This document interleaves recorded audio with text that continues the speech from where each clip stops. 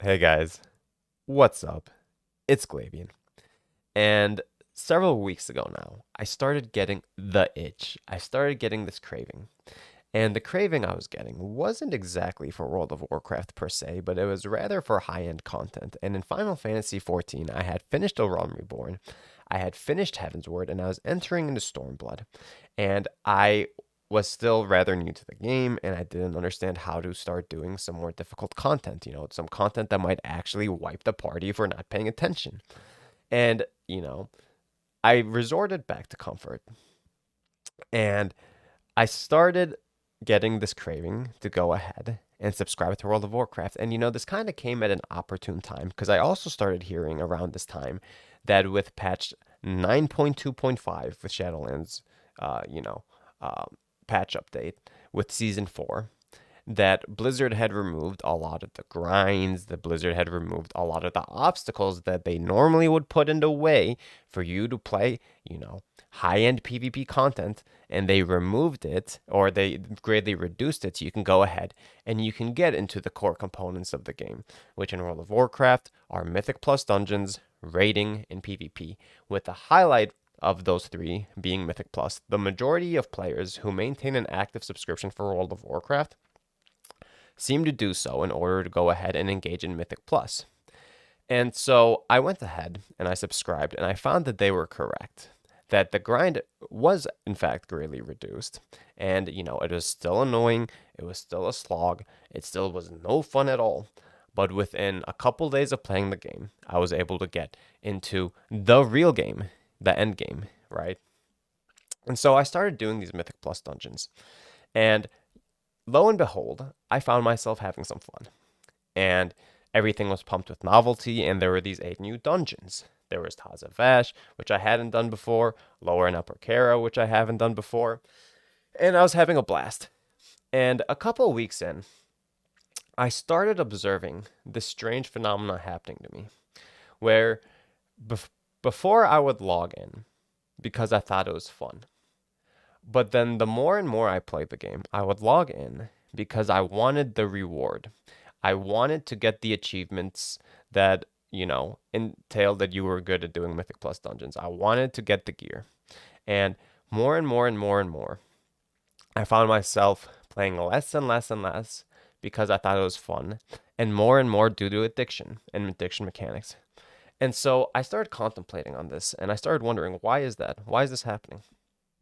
And upon examination, what I ended up finding and discovering is that when you're going through and you're doing Mythic Plus dungeons in World of Warcraft, what Mythic Plus dungeons in World of Warcraft fundamentally are is you're doing the same small pool of 8 dungeons over and over and over again at, higher difficulty. Now, what do they mean by higher difficulty? It primarily means that the bosses are going to hit harder, that mechanics are going to hit harder, that they're going to have more HP, so it's going to take longer to kill them. And maybe every 10 levels or so, if you do Tazavesh level 1, Tazavesh level 2, Tazavesh level 3, around level 10, they'll add like 1 new mechanic per boss or something, something very minute.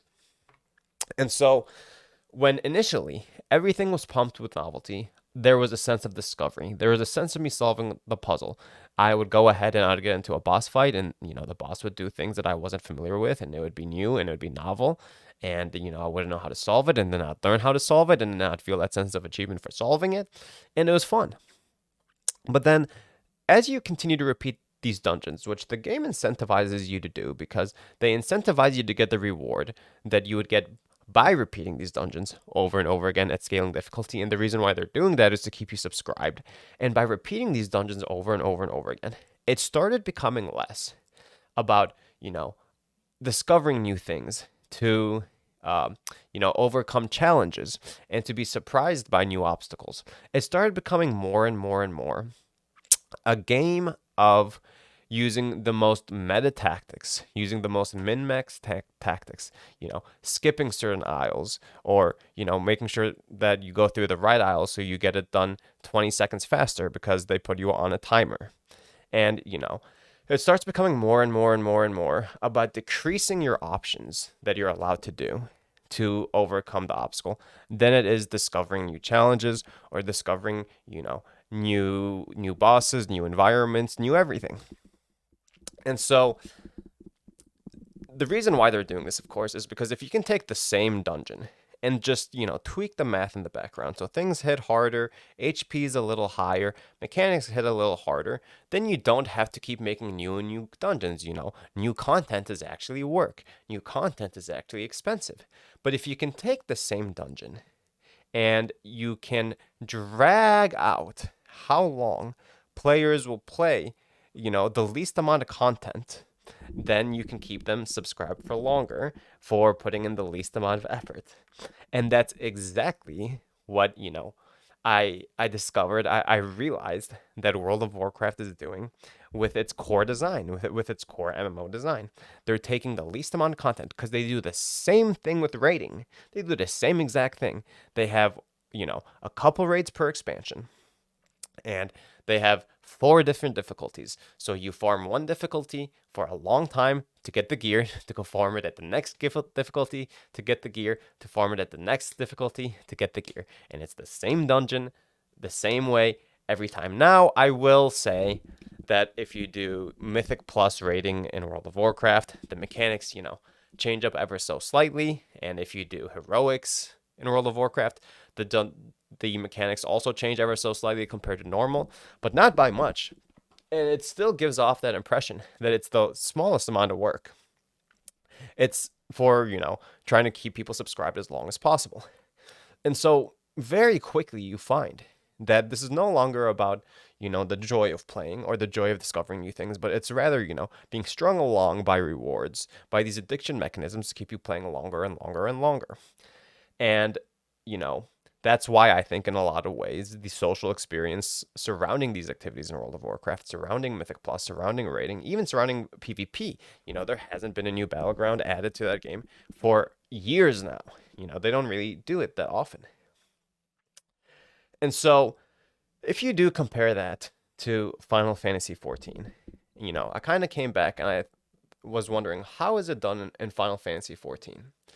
And the way it's done is once you complete a raid in that game, there's no reason to have to do it again.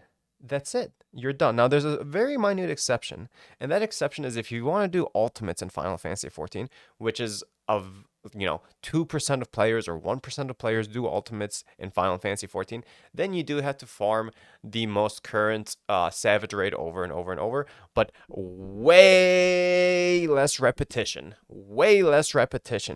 than World of Warcraft has, and it's only targeted to a very, very small amount of players that want to engage in the game in that way to begin with.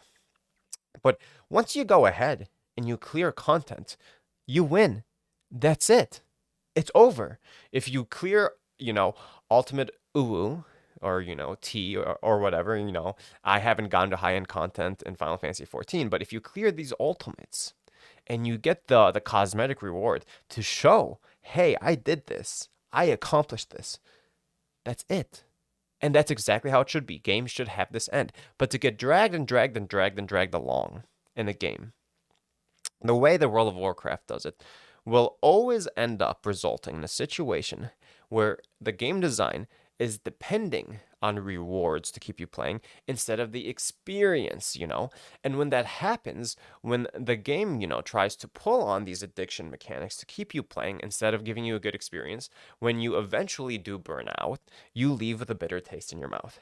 If you compare that to something like, I don't know, Dark Souls. You don't play Dark Souls for the loot. You don't play Dark Souls for the eye level or for the achievement or the title. You play Dark Souls for the experience. And then when you're done playing Dark Souls and you beat the game and you put it aside and say, damn, that was a good experience, you say, I can't wait for Dark Souls 2 to come out. And that's what happens when developers, depend and leverage experience-based, good, old, honest, experience-based design to keep their MMO going. And that's why you'll find in Final Fantasy XIV that Yoshi P, the game director of that game, will say things like, listen, if you've came, you saw all the content you wanted to see, and you're done, you're finished, that's it.